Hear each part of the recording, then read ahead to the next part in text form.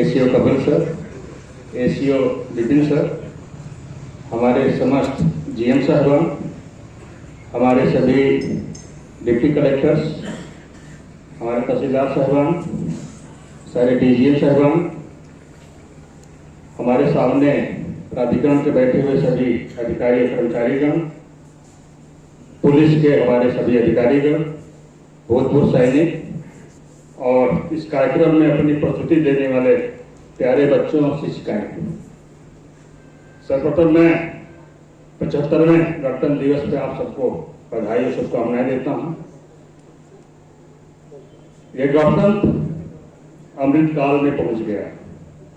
ये 75 साल है और 75 साल से हमारा संविधान हमारा खुद का लागू है। जब हम गणतंत्र की बात करते हैं तो गणतंत्र का जो मीनिंग है, जिसको इंग्लिश में रिपब्लिक कहते हैं, गणतंत्र का मतलब होता है वो राज्य या राष्ट्र जिसकी राज्य सत्ता जनसाधारण के हाथ में, यानी कि उसका हेड ऑफ इंस्टीट्यूशन, यानी कि हमारा जैसे राष्ट्रपति है, वो राष्ट्रपति वंशानुगत नहीं होगा, किसी राजघराने से नहीं आएगा, वो आम पब्लिक के बीच में चुन के आएगा। ऐसी प्रणाली जिस राष्ट्र में होती है उस राष्ट्र को रिपब्लिक कहते हैं, गणतंत्र कहते हैं। गणतंत्र हुए हमें 75 साल हो गए। आपको पता है कि हम 15 अगस्त 1947 को आजाद हुए थे और ठीक 14-15 दिन बाद एक प्रारूप कमेटी बनाई गई थी 29 अगस्त 1947 को डॉक्टर भीमराव अम्बेडकर की अध्यक्षता में।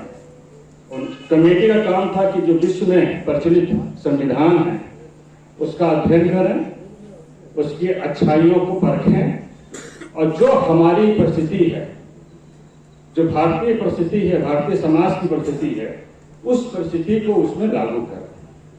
1947 और 1950 के बीच में भारतीय शासन अधिनियम 1935 लागू था और उसका विकल्प ढूंढना था कि 1935 के अधिनियम के जो भारत शासित रहा है उससे अलग एक अपना संविधान बनाया।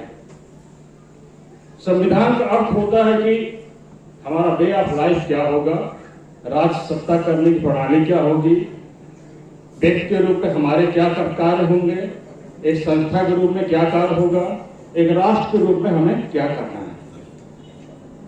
आप अगर भारतीय संविधान को देखें, भारतीय संविधान लागू होने से पहले हमारा जो समाज था वो कई तरह के कुरीतियों से उसमें प्रचलित थी। छुआछूत था, जातिवाद था, कुएं का पानी सभी लोग नहीं पी पाते थे, विभेद था, पुरुष महिला समान नहीं थे। अब भारतीय संविधान ने एक झटके ये सबको बराबर कर दिया। एक व्यक्ति, एक वोट नहीं था, वो भी हो गया। और सबसे बड़ी बात कि एक लोकतंत्र में एक चुनाव प्रणाली हो, एक न्याय प्रणाली हो, एक शासन करने की एक पद्धति हो, एक वेलफेयर स्टेट की संकल्पना हो, ये सब हमारे संविधान ने दिया। अगर आप देखें 1947 की दशा क्या थी, एक आंकड़ों की मैं बात करूंगा।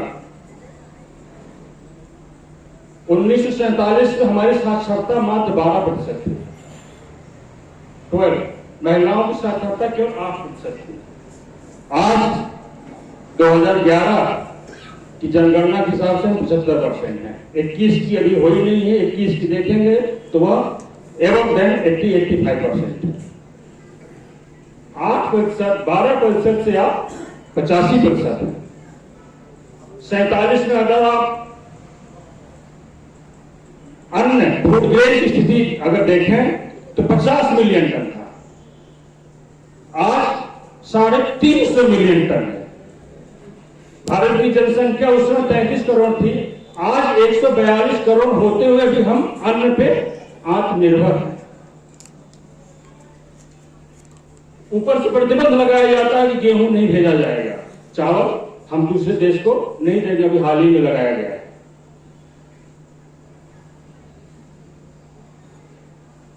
स्वास्थ्य की अगर हम बात करें तो मात्र MRR जिसको बोलते हैं, मातृत्व मृत्यु दर 2,00,000 रुपए के लाख था।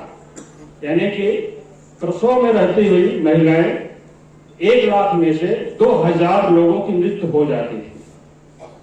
आज इसकी संख्या 90-91 हो गई है। 2,000 से घट के 91 हो गई है।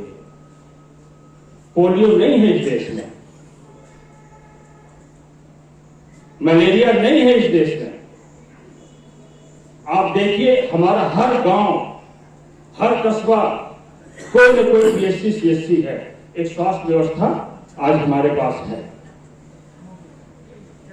अब विज्ञान की बात करें, 1969 में इसरो की स्थापना हुई थी। इसका कार्य था कि हम अंतरिक्ष में वैज्ञानिक कार्य करेंगे और अब उसमें आत्मनिर्भर होंगे। 6 साल बाद 1975 में आर्यभट्ट छोड़ा। 1975 से शुरू हुई कहानी जब हम 2017 में देखते हैं तो भारत ने एक दिन में, एक बार में 104 उपग्रह छोड़े। ये भारत की प्रगति है।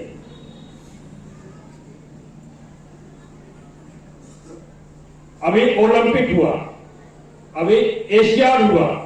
पहली दफा भारत ने एशियाड में 100 से अधिक पदक पाया। पैरा एशियाड हुआ, उसमें 100 से अधिक पदक आए।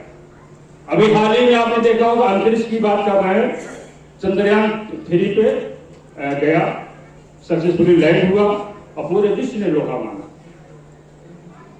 आदित्य L1 सूर्य की कक्षा को में पहुंच गया है और अपना अवलोकन कर रहा है। विश्व में नजर डालें तो 210 देश में कम से कम 33 मिलियन लोग रहते हैं भारत के। और यहाँ के जो ह्यूमन रिसोर्स है, जो मानव संसाधन है, वह अपनी योग्यता का पूरे विश्व में लोहा बना रहा है। आप बड़े बड़े नाम देखिए, बड़े बड़े देखिए तो आपको एक एक नाम मिलेंगे। चाहे इंदिरा नूई हो, अजय बंगा साहब है, अभी वो वर्ल्ड बैंक की चेयरमैन है, अभी इधर आए हुए थे। आपने भारत की एक और प्रगति सामर्थ्य देखिए कि अभी हाल ही में G20 सम्मेलन हुआ और G20 सम्मेलन में एक नया वर्ड सामने आया, नया शब्द आया, साउथ ग्लोबल का। यानी कि भारत और भारत के करीब एक अलग प्रकार की शक्ति विकसित हुई है, जिसको विश्व मानने के लिए बाध्य है।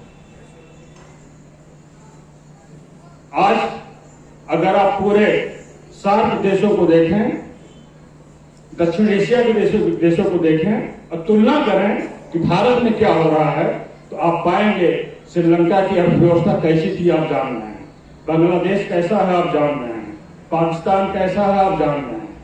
और सबकी उत्पत्ति समकालीन है, एक साथ से पैदा हुए थे। लेकिन आज भारत 5वीं अर्थव्यवस्था तो है ही है। अभी प्रधानमंत्री जी ने कहा कि अगले 10 सालों में 2047 तक हम तीसरी अर्थव्यवस्था बन जाएंगे। US, चीन, जापान, जर्मनी के बाद भारत 5वें पे है। माननीय मुख्यमंत्री जी ने $1 ट्रिलियन की इकोनॉमी होगी, ऐसा लक्ष्य निर्धारित किया है। तो ये जो देन है, ये कहीं न कहीं उस वेलफेयर स्टेट और वैज्ञानिक दृष्टिकोण जो अभी हमने शपथ ली, जिसमें चीजें लिखी हुई हैं कि हम अपने संविधान की मर्यादा को रखेंगे, कर्तव्यों को पालन करेंगे, वैज्ञानिक दृष्टिकोण अपनाएंगे और उन्नति करेंगे। वह उन्नति का परिचायक है कि आज हमारा देश चौमुखी विकास कर रहा है और हम उस चौमुखी विकास में कहीं न कहीं एक अंग, एक भूमिका के रूप में अपनी भूमिकाएं अदा कर रहे हैं।